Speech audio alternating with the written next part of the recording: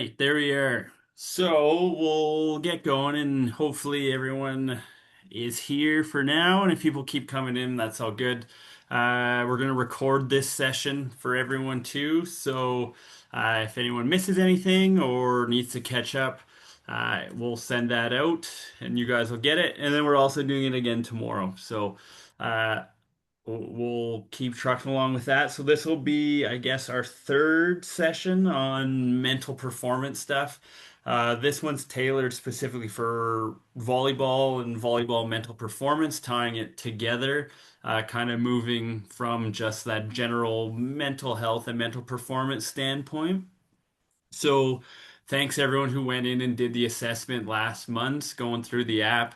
I know some stuff was changing on there and everything's moving around. It's pretty set up at this point. So if you want to keep going in, looks like everyone should be pretty close to due for a reassessment, and then we can get more data on where everyone's at and how everyone's progressing through the year. That would be really good. But thanks to everyone who did do it. Um, so this one we'll move forwards on, and Greg, I'll let you do the introduction to it and take it from here because this one's all you. Week. So thanks to everyone for joining us, talking to us about some volleyball performance, some basic foundations, the mental aspect of the game to help you sure improve in your current club year, but as you progress into high school or progress into post-secondary or pro, just some basic foundations that you'll be practicing throughout and hopefully get you to where you want to go. This is stuff I really care about. It's believe it or not, I'm not the biggest person in the world, and I was able to play at a post-secondary level, mostly because I would prepare, outthink, and I was always ready to perform in those moments. And so this aspect can have a huge impact on your game, and I'm excited to speak about it with you. So this is our squad right now, kind of our team. Right now, you're stuck with me and Cody. Today, what we'll kind of be talking about is basically our mental foundations are going to be the first thing before sports performance. However, we are going to spend most of our time in the sports performance aspect, talking about the acronym first. So, just a few different athletes talking about how the mental performance side makes such a huge difference in the game, especially in volleyball, where uh, the break between rallies sometimes lasts longer than the rally. So, how can you focus, stay prepared for each and every point, and make the most of it? So, first things first, before we get into that sports performance acronym, we're going to talk about mental health just quickly in general. Oftentimes, people think being successful does not automatically mean that you are healthy. Mental health and brain health go hand in hand with performance. So it's really difficult to perform at your best if those kind of baselines aren't there. Being healthy gives you a much greater chance of being successful. So as we kind of discussed, some different athlete mental health parts, teamwork, goal, performance stress, it can impact risk of injury, disappointing others. We kind of discussed this in our very first session, but just a quick reminder of all the different ways it impacts. These are other mental health challenges that you may want to speak to a professional about and receive some help, or there's many different aspects to it. So if you see any of these, just know that we are there, as well as other aspects to help you through those ones that go beyond sport. It's all focusing on your individual well-being. It's always a different dynamic, right? Being in a team sport. So there's your mental health as well as everyone else on the team, many different aspects factor and how they interact. It sometimes comes in conflict or sometimes they support. And so we're going to kind of discuss those different ways to help turn any challenges into benefits for the team. So the first thing you can do to really improve on that basic mental health, the first thing we like to talk about is the idea of family. With being U13, U15 especially, or Even some use 6 and 17 if you're not driving, right? Oftentimes your family is what you rely on to get to the games. Things along that line on the ride can oftentimes be a great time to connect, have some conversations together, think about the practice coming, unload if you've had a difficult day, or kind of just vent and help bring you back. So that way you're ready to perform in your practice or competition. You could talk about that as well as like time to spend together. As far it's often compressed as you go into more and more sports, or you get deeper and deeper. Those free evenings or time often are less, and so that can have a different impact on your family. So finding different ways to substitute, not substitute, but find different ways to come in and connect with your family can really help with that baseline, be it trying different recipes together. I know we're going to do the nutrition session in about a month, so think about some different recipes you could do together or some different things that way, or finding different ways to connect on the ride over. Those are huge to help boost your mental health. Um, you can almost think of your parents, or you can think of the people on the ride as your journal. You could talk about last practice, this happened well, or this is what I'm working on this week, or something along that line to help keep you accountable. Writing or actually saying it out loud, there's a lot of benefits around responsibility and holding yourself to that high standard really improve when you actually write it down or when you speak it to somebody. So family members or car companions can be a fantastic place just to start talking about and keeping yourself responsible for improvement. One of the cool parts about volleyball in general is you'll find the teammates and coaches and the volleyball community in general continue to grow through the years. So there's only like a certain number of athletes that play post-secondary. There's only a certain amount that play high school, U17, U18. You'll see quite a few athletes fall off and that type of thing. And so it just makes that community very close. You get to know different players from different teams. When you're in junior high, you can meet players from high school. One of my favorite ones there was I went to Woodhaven back in the day, and we had a rivalry with Blueberry of all schools at that time.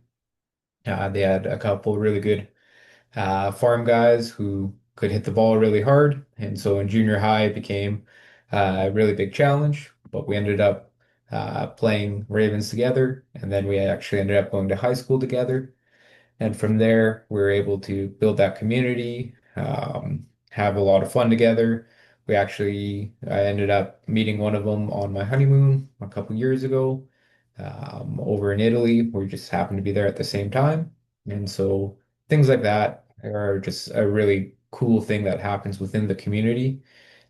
So thinking about your teammates, coaches, how to include them, things along that line, can really make a huge difference. Another good way to think about how to improve those relationships with teammates, especially, is what's the first thing most teams do at the beginning of a practice, or maybe second, depending. Um, Usually it's pepper. And so oftentimes we get stuck in a rut where we have our pepper partner and we're afraid to pepper somebody else or things along that line. But the idea of getting to know as many different teammates and athletes as you can, you never know where that community is going to grow or change or how it happens. And so I'd always encourage everyone to try different pepper partners. I know it might feel weird, but try to team up and do those different ones in order to get to know a few people, and build that community.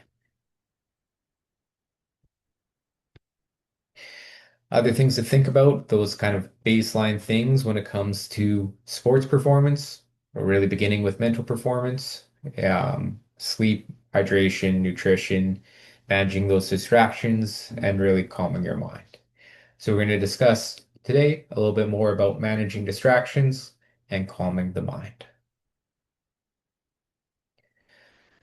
Gretzky, one of the best players ever. 90% of hockey is mental, and the other half is physical.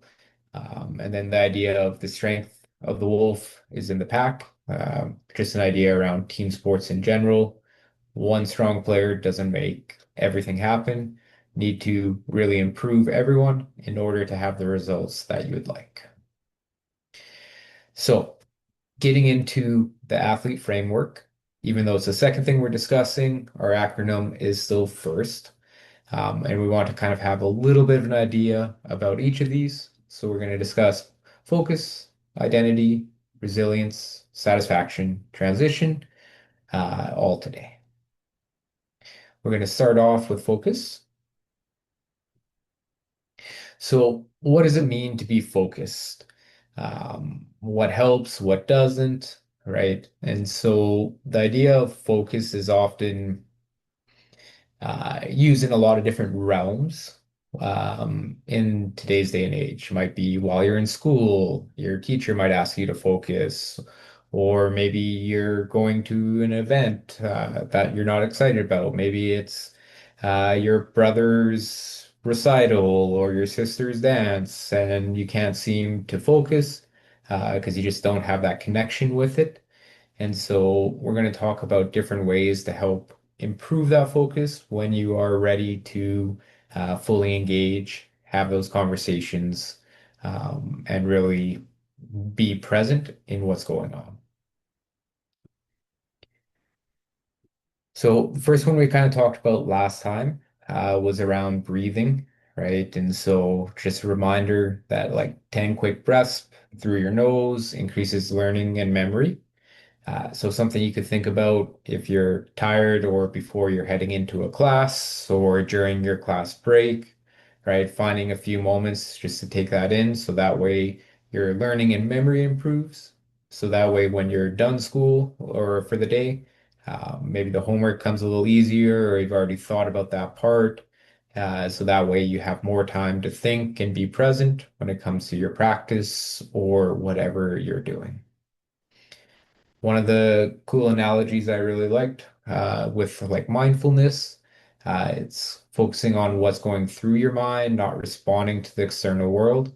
So that analogy is around like a surfer's mindset. Uh, it's that one where you're out there, you're waiting for a wave. At the end of the day, you can't do your sport until that wave comes. Much like in volleyball, you can't really do your sport unless you have a net, a ball, and some other people to play with. And so you want to basically prepare yourself to catch as many waves as you can in order to have as many quality contacts as you can during practice. You're never really going to be able to catch a wave standing on land. And you're never really going to improve at volleyball if you're not mindful or present or able to hop on the wave when it's there.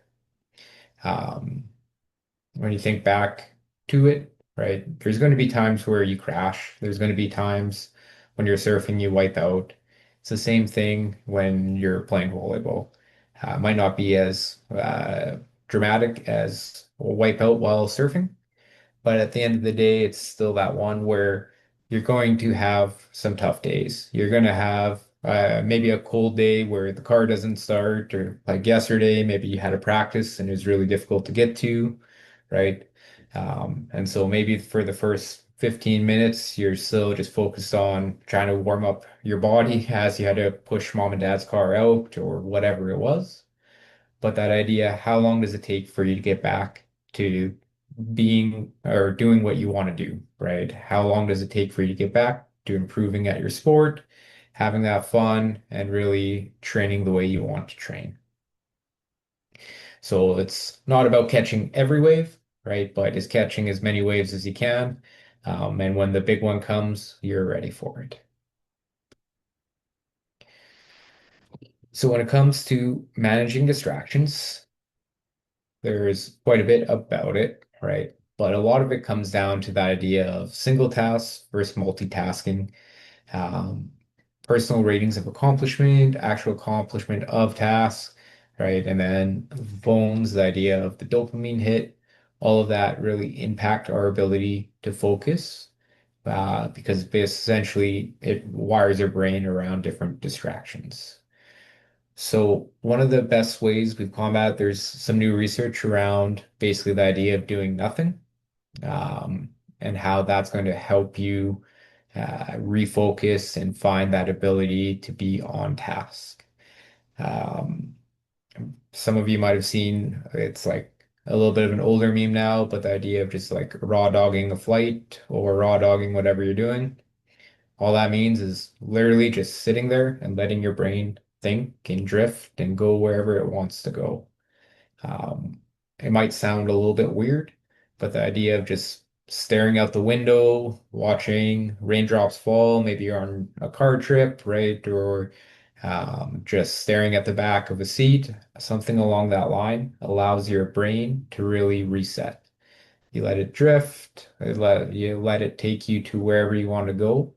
You'd be surprised if you're doing that every other week, right? The ability for you to focus and recall when you really want to makes a huge difference. You can think about it as just like a thought in the back of your head that you keep pushing away, pushing away. Eventually, that thought just builds and builds and builds, and it creates a bunch of pressure on ourselves. So, giving ourselves that time to really let our brains take us where we want them to go, can really help you manage distractions and help you refocus when you're ready for that. So maybe it's that one where I had mentioned before, talking with family on the ride or talking with the people in the vehicle, but maybe it's not, right? Maybe for you, it's more staring out the window, listening to music, or maybe not, or just letting your brain kind of wander. These things can really help you with your focus, and they're all going to be different for each of us. Some people might excel with those conversations ahead of time. Some people might find they need to give themselves time to drift. But now is a great time to start really thinking about these. Okay, am I able to perform and focus well when I do this first or that first, right? So managing those distractions might look different for each of us, but starting to be conscious of them can really help improve that focus.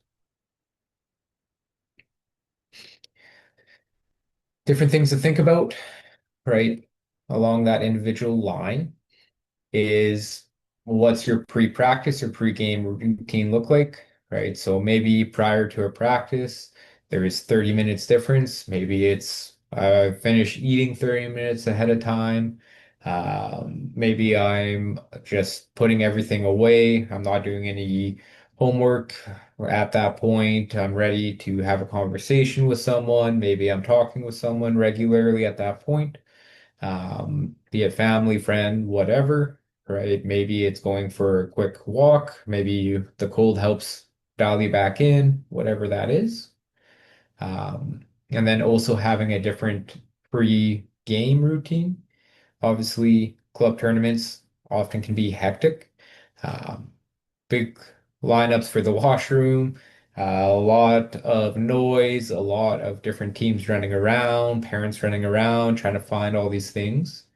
You can't control it all, but there are certain things you can control, right? And so maybe when the court ahead of you is gets to 20 points, maybe at that point, okay, now is when I'm going to start my pregame visualization. Maybe you're starting to think about, okay, what's it going to look like when I'm on the court, in this gym, in this space?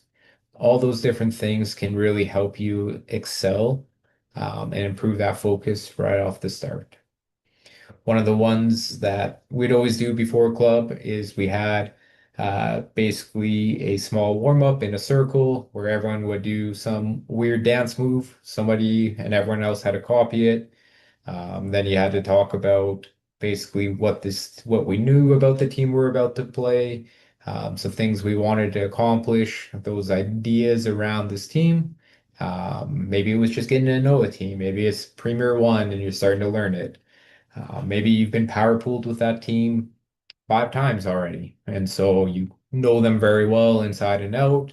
And so those conversations can look very different, but having those conversations, having that pre-game ritual, can really help you hop out to that early lead and hop out to that strong start. Once again, individually will be very different. Some players, like I said, for me, I was always needed to talk at that point. Other players, it was they needed to dial in with headphones, whatever that is. But finding some people that are in a similar boat can really help. Um, Avoid the distractions, right? What are attention traps?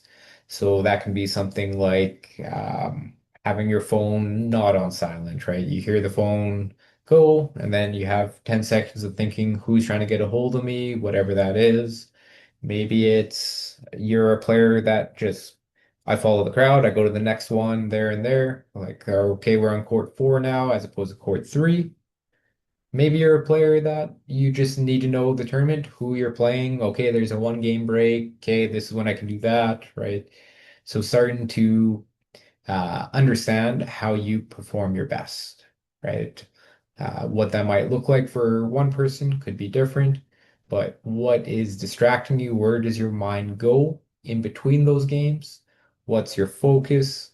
How do you make it a positive experience for you? Maybe some of you need to step out, get outside the gym, get the fresh air.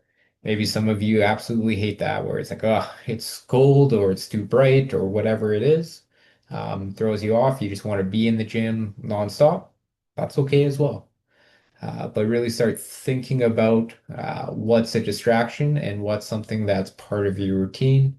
How do you how do you make your routine more constant? And how do you block out those distractions? That being present in the moment, right? Sometimes some breathing, right? Maybe you have the breathing routine you have can really help bring you into that spot. Another thing to really consider is how you and your teammates interact. So there's a new study around the idea of basically how tired we are can be impacted by how much support we have. So what I mean by that is basically when you have support, be it through family, friends, coaches, teammates, whatever it is, when there's that extra support, it changes how much energy we expend, even when we're physically strained or really tired. Teams that support each other are able to focus into those late points, into the late match, right? A really good example is once again the Winter Olympics. So for those that don't know, Italy is hosting. Italy isn't traditionally a very strong nation when it comes to the Winter Olympics. But obviously being at home, there's a lot more support and that type of thing, and they're already having their best Winter Olympics ever. That was very much the same for Canada, surprisingly. We didn't have that many golds until Vancouver, where we had that home crowd advantage, all the support. And it's part of the power of sport is just seeing people push through the constraints that we have. But a lot of that comes through support. And some of the fun part about team sport is we have that built-in support um, if we're willing to practice and work on it. Just because you're wearing the same jersey doesn't mean everyone always is just boom, super supportive right away. We need to be intentional with that. Coaches are working hard to try to provide that. But we'll talk a little bit about how to build those supports within your team. So we're not going to talk too much about identity, just because at this age, um, that could change week to week. It's that one where we're starting to explore ourselves, we're starting to figure out what we like, what we don't like, right? Maybe you're right now loving being a middle, but then it turns out you just grow to Cody size, and so then you're stuck being 6'2" and not quite middle height and size, and so maybe it's you're going to make a change later on to a different position. Maybe um, you're like me, and I set throughout my high school career, and then I hit a certain level of post-secondary, and I just wasn't physically strong enough or big enough to get up there. So I converted to a libero at that point. So there's a lot of things around your identity on the court, but also your identity outside of the court that are going to change. This is a really cool time. You're starting to learn about yourself, learn about the things you like, don't like, starting to learn who you are, what are your different skill sets, what do you bring to one area versus another. You'll hear me talk about a little bit in transition, but the idea around junior high is when I started to bring out volleyball, Greg. Um, so for me, I've always been a pretty introverted person. I prefer small gatherings, 2, 3 people. I'm not great in big settings. However, playing team sport, I realized that my teammates needed a lot more out of me on that part. And so I just would put on the volleyball Greg personality, which spoke a lot more, was a lot more intentional when meeting connections and being supportive and trying to be a really good teammate. And that's really what carried me through my career and allowed me to have success on and off the court was just trying to find that volleyball Greg and find that supportive teammate. So, if we're not talking too much about identity, the next part we're moving into is going to be around resilience. So, basically, setbacks are going to happen in sport. It doesn't matter what sport you play, but in our sport especially, there's a whole ton. So, it's maintaining that optimal performance when you face adversity. Some of this comes from confidence. So once again, one of the ones we discussed was around visualization. So taking that time to really put this practice in can make a huge difference and give you that 1 or 2 point advantage. Basically, think of it as a practice in your head. The more detail you can go into, the more times you're really in it, and the more you can really practice.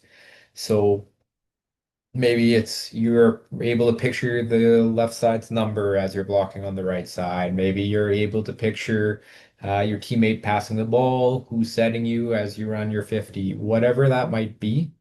Um, but the idea of really visualizing and practicing in your head gives you that advantage as opposed to somebody who only thinks about it when they train, and never again.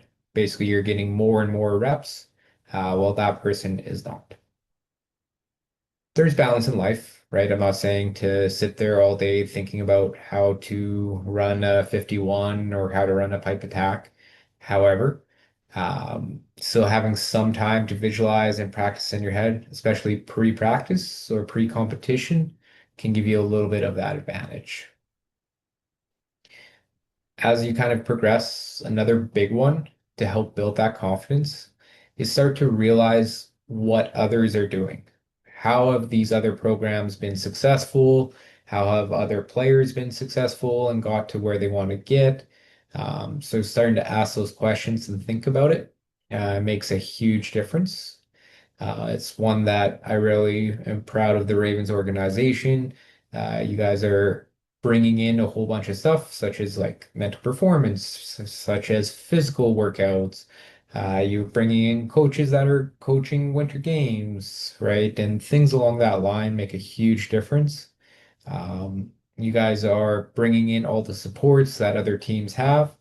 And so now it's just a matter of really making the most of them, being focused on those parts, and seeing that success continue to grow.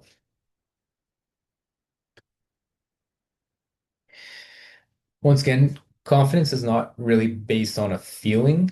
Thought patterns based on positive self-statement, body language, dealing with failure are sure all part of confidence. Um, Once again, not a feeling, but it's that one where your response to setbacks and errors are one of the most important things in the sport. U13 to U15 age, really, you could win if you earn 9 points a game, if you limit your errors to about 11. As you progress, it changes. But really, in a set to 25, like upper echelon would be still like about a 7 point difference. So really what that means is like if you're making internationally, if your team scores 15 points and you make an error of 8 points, chances are you win that set.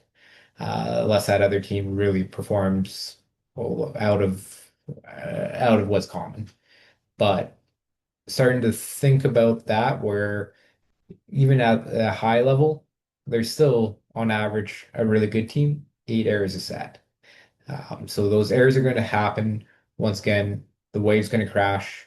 How do you get back to riding that wave? How do you get back to playing your best and being confident? That's one of the biggest differences between elite teams and just like really good teams. Really good teams when things are going well, even just good teams when things are going well, they perform well. But those elite teams find ways to perform well even when things aren't going right, when those setbacks happen. Another recent study discussed the idea of with when it comes to building confidence. Basically, there's a baseline team. They had performed a certain amount of wins the year before. This was more in basketball, but volleyball still applies. Exact same team next year, exact same league. The only difference that they made was essentially they asked the players to give more high fives, more kind of interactions, hugs, whatever, right?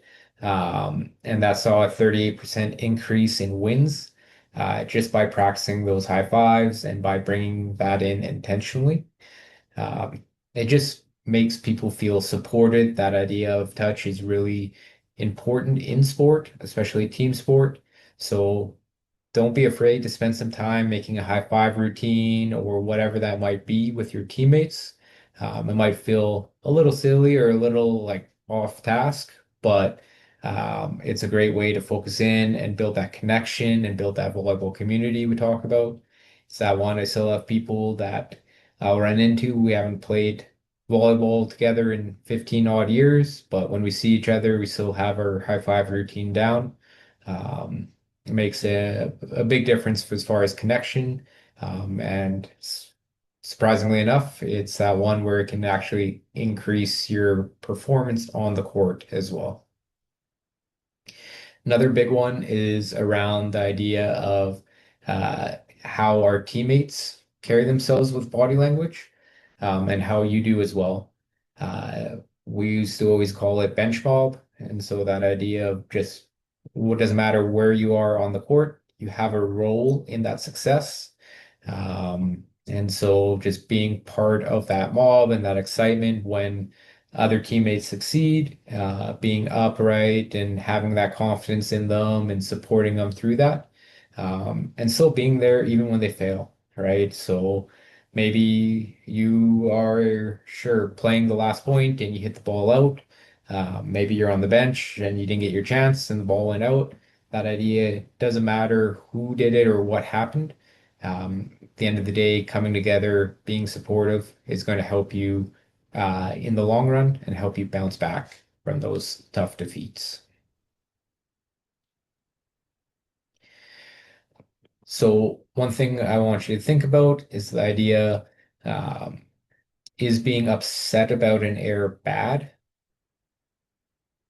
For us, the answer is no, it's not, right? At the end of the day, when you make an error, yeah, it's okay to be upset, right? That you practice, you worked hard to try to perform a certain skill to a certain level.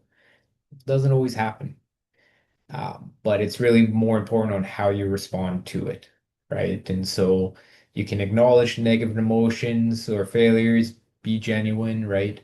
But you need to find a way to not just be positive to yourself, but positive to your teammates.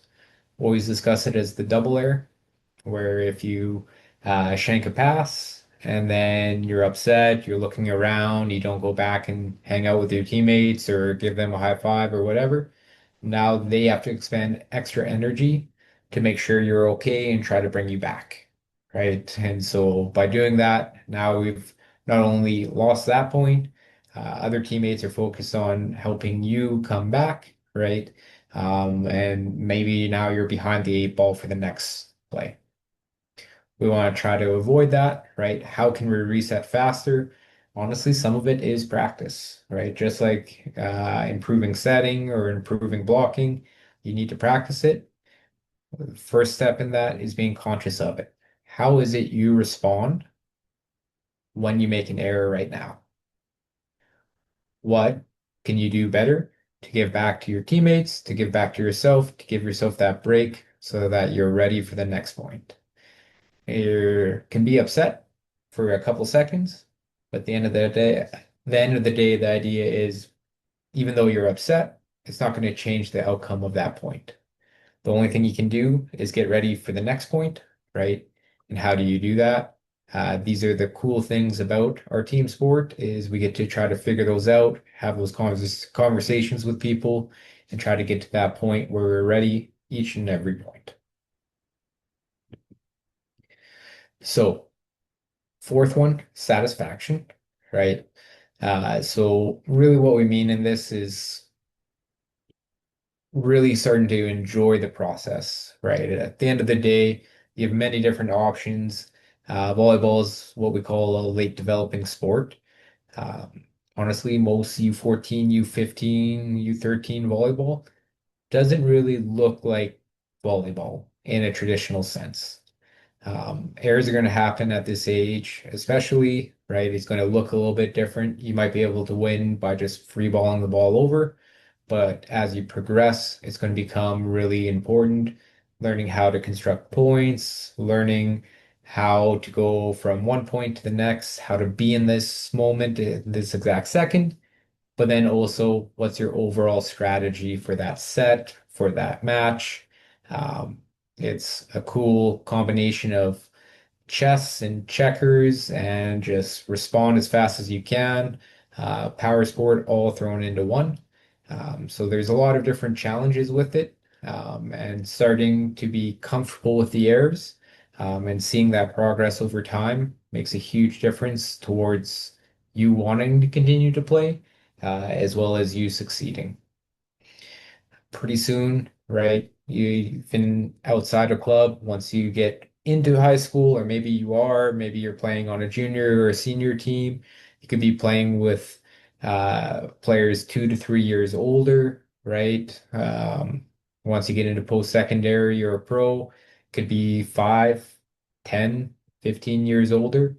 Um, all those parts are things to start to consider. How do these players do what they're doing? How do you get to where you want to get? So really watching others, starting to be a student of the game, can make the biggest difference for sure your performance as well as your team's performance.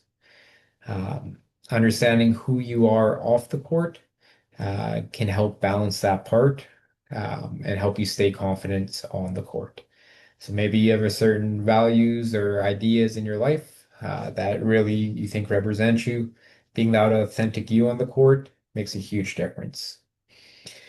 Um,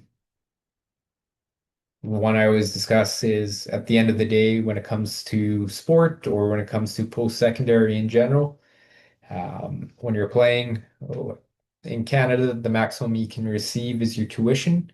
So let's say your tuition post-secondary is $10,000 for the year. There's a lot of different ways and probably a lot easier ways to make that. I know it seems like a lot of money right now, but that idea, working part-time jobs, things along that line, you actually would probably make more than being a post-secondary athlete. A lot of it is around just challenging yourself, building that community, camaraderie with teammates, creating memories, and having fun with the sport. And so really trying to take that all in along the way. The sooner you kind of embrace that, the more enjoyment you'll have, the further you'll probably end up going in your careers. The last one, transition in the sport, right? From youth sport to high school to college to the pros. So once again, we discussed how identity is still forming. Sometimes it helps to think about who you are outside of the sport. So when I talked about volleyball Greg versus Greg, just really knowing what's needed there, and developing the things that you want to develop. So even though I wasn't the most extroverted person, and I'm still not, I knew my teammates needed it, and it felt good to wear that other hat. We often sometimes put ourselves into boxes or who we think we are. Sometimes we can be surprised by, sure, working on our strengths, but also working on those weaknesses can also be really satisfying and help build confidence in yourself. Each player should have an understanding and plan on how to deal with some of the setbacks and like where you want to go, what you want to do. Um, it takes time. You're not going to know right away.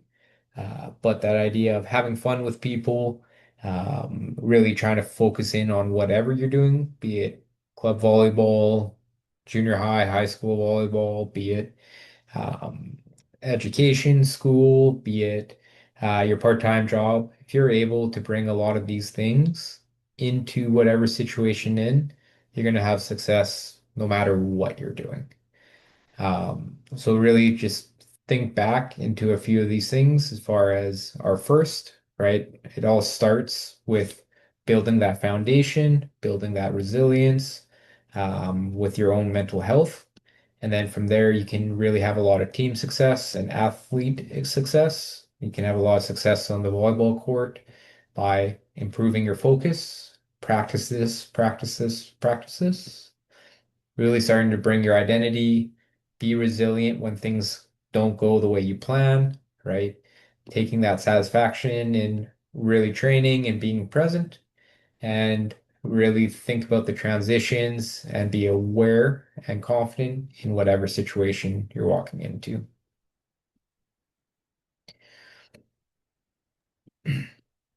Remember, mental health and wellness go hand in hand when it comes to success.